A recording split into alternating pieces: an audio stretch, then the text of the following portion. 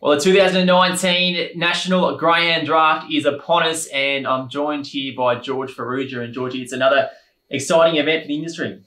Yeah, it is. Can't wait for this year. Obviously, we had our inaugural year last year, and a couple of those pups are racing and winning now, and we can't wait to kick off with another 24 really well-bred pups. And it's only early in terms of the ones who have raced from 2018, but it seems like Wallbanger at the moment is the most impressive.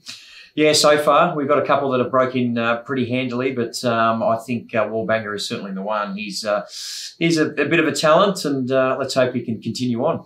The speaker of Wallbanger, of course, went pick number 1 last year. We'll rip into the prospects for 2019, and I reckon we've got a gut feel that this boy here might go number 1. Of course, Bale, Rhonda Rocks, and look, Rhonda Rocks is already a producer who's got a stunning record already.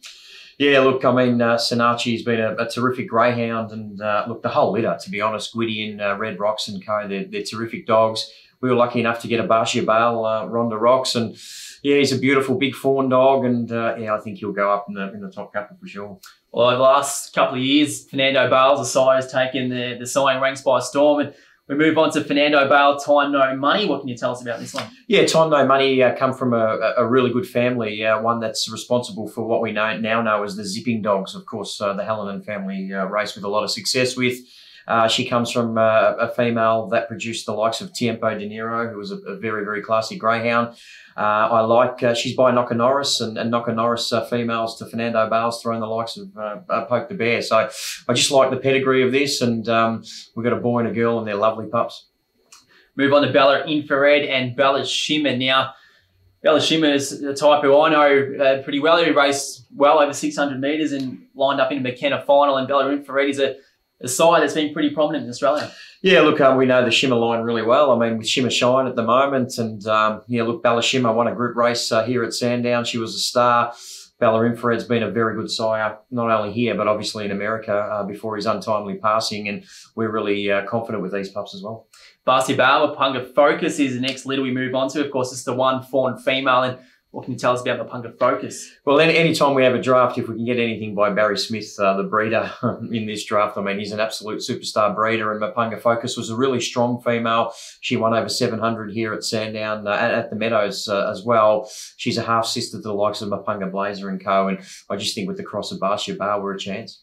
We move on to Black Magic Opal and Belt Up Tubsy. Of course, Black Magic Opal is sire of Wallbanger. We spoke on earlier, the draft pick number 1 from the 2018 draft, and Belt Up Tubsy. Can you tell us a little bit about her? Yeah, look, she had a lot of ability. She come from a litter that included a greyhound called Cactus Jack, who won over $100,000. Comes from a very good dam line that's thrown the likes of Beast Unleashed, Sol's Anti and co. So, yeah, we were lucky to get these pups, and Black Magic Opal, I mean, he's got an ability to throw a really, really good dog, as we know.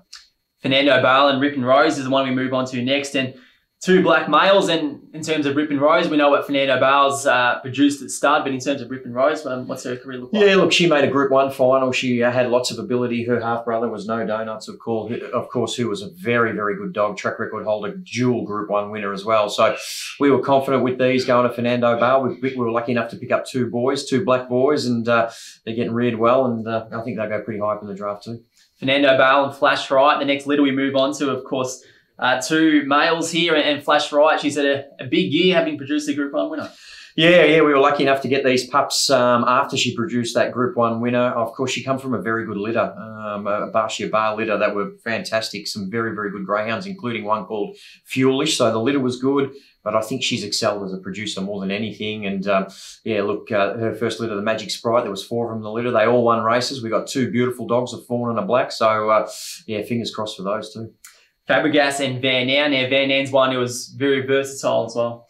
Yeah, she was. She won over 500, 600 metres. She made back-to-back sale cups, which I think is a feat in itself, really, for her to do that. And, yeah, look, I really like her pedigree. Bonnie Beauty's part of this litter as well. They were very, very good dogs. And, yeah, look, Fabregas certainly throws some chase into them. We spoke about earlier who we may think might go draft pick number 1 with the Rhonda Rocks. But Mapunga Blazer and Shimmer Song, used to saying Shimmer Shine, given his already success. Yeah. But look, these two you'd expect to go high up as well. Yeah, I think so. I think Shimmer Shine's clearly one of the best greyhounds in the country, and Mapunga Blazer was a terrific greyhound. I think he won here on debut in 29-20 odd, which is just ridiculous. He's a first season sire going places. Let's hope he produces, but we've got a boy and a girl out of these, and I think as long with the Rhonda Rocks pup, I think these are the ones that will be sought after. And speaking about Mapunga Blazer as a sire, of course, you mentioned first season, and speaking to other people who have Mapunga Blazer pups, just don't have anything bad to say about him at all. We move on to Fernando Balance Suffragette. Now, a female here, and we speak about so many would expect to go high up. They can't all go high up, but I think this is another one who we'll be certainly looking forward to. Fernando Bale Suffragette. Suffragette was such a high-speed sprinter, and look, there'll be a high price on these pups, no doubt. Yeah, look, I mean, it's hard enough to win a group race. To win one by 10 lengths like she did in winning the launching pad was outstanding. She ran around 29.30 here at Sandown, and yeah, look, a beautiful dark brindle girl we were able to get off breeder Jeff Slattery, and yeah, look, we're excited with that line for sure. Aston DB, Mapunga Fame. Mapunga Fame was a Sapphire Crown finalist, and of course, Aston DB, a Melbourne Cup winner. Yeah, look, the hits keep rolling on. In fairness, I mean, she was a Group 1 finalist. She won over 5 and 600 metres here, which I liked. Aston DB, you talk about Mapunga Blazer. I mean, people say only good things about his pups as well. So we're taking a risk with a couple of these first season sires. But look, he was a terrific greyhound. He won that Melbourne Cup really well here a couple of years ago, and he was such a hard chaser. We move on to Fernando Bale and Esparza, two black males here. And Esparza, whenever I speak to people about breeding, not that I'm a breeding expert like the man on my right-hand side, but they always say a strong female is what, I guess, is desired, and Esparza was that. Yeah, look, and she's throwing winners, isn't she? She's thrown a greyhound called Blazing Cartier, who we've seen around Sandown more recently, over 700 metres. She just wants an extra lap, I think, Blazing Cartier. And Fernando Bale certainly has the ability to throw stayers. We see that with Tornado Tears. He's been a terrific sire, especially of some males as well. And yeah, we were lucky enough to pick up 2 boys. Move on to My Redeemer and Pepper Fire. We've got a male and a female here. And My Redeemer was the most recent Melbourne Cup winner, of course, in 2018. And Pepper Fire, can you tell us a little bit about her? Yeah, I think she made a Sapphire Crown here. She made numerous group finals, and she was a very good chaser from WA. And yeah, look, she had a lot of speed. She comes from a dam line that's thrown the likes of Miata, Premium Share again. I mean, just a royal family. And again, we're taking a risk with a first season sire and My Redeemer, but I mean, on pedigree and performance, you can't go wrong. Lastly, Barcia Bale and Super Yesi, 2 females here. Barcia Bale has been probably the most successful sire of all time, and Super Yesi is one who's come from America. Yeah, we picked her up from America. She won over 5, 6 and almost 700 metres over there. She was a front-running stayer. She's bred really nicely from a royal family in America that's thrown the likes of Superior Panama, who's probably the best first-season sire over there.